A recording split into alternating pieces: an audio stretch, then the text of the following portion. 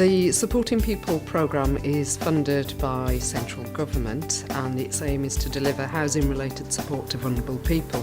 The key aim of the programme is essentially prevention, enabling people to live independently for longer, preventing high-cost situations from occurring, such as homelessness.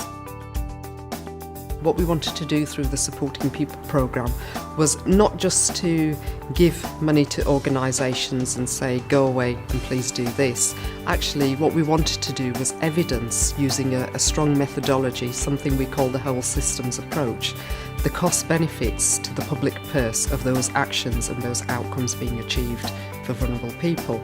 Last year we worked with 318 people. So in terms of savings to the public purse, that essentially comes to around £841,000 a year in terms of people coming off benefits and accessing gainful employment. So there's a human dimension to this, as well as a public dimension to this.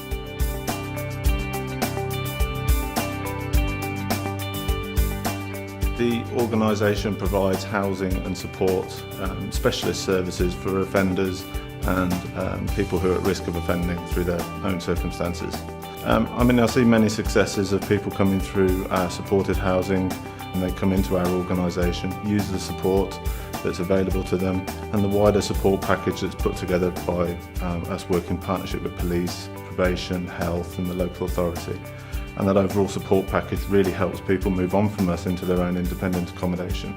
And in doing that, we're actually indirectly saving the public money that perhaps would be spent on court appearances, people going into prison, people claiming benefits, and in doing what we do, we can actually save those costs by people contributing to society in full-time employment. Yeah, the first day of release was nerve-wracking, and I came for my interview here at supported housing, and they recommended a lot of support that I get here will benefit me for the future plans and things I'm going to do. And the key work sessions were processing on goals for myself, which I achieved, like going to work and stuff, and getting support that I wanted. Because back in the background was no support whatsoever. Shy person, life was down, depressed, stressful. But now, being with Fry Housing and the support I get from the team is amazing. I'm a changed person.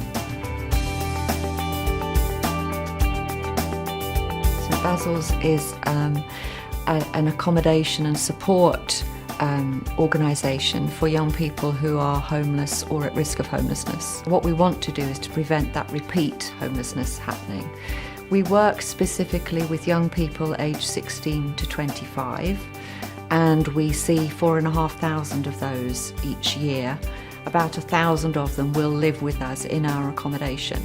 We have 27 different accommodation schemes, very intensively support the young people during the time that they're with us.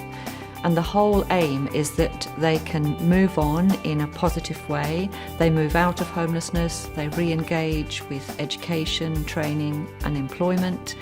They build up their social and support, their natural support networks, and then they can carry on with their lives and contribute to their communities and achieve their aspirations and their ambitions. I'm in a lot better situation than I was a year ago, because a year ago I didn't think I could cope living by myself. I went from being a bar staff to a trainee electrician, so now I'm paying full rent, which I'm very pleased about, because to move from minimum work to a lot of work, it's a big change. The person I was before, I was less confident. I was always by myself, a bit shy, but now after going through what I have, I'm more confident in my abilities and whatnot, and I'm more assertive. On a European level, there is a very important message around investing in prevention services. Prevention costs are relatively low compared to the costs of emergency interventions.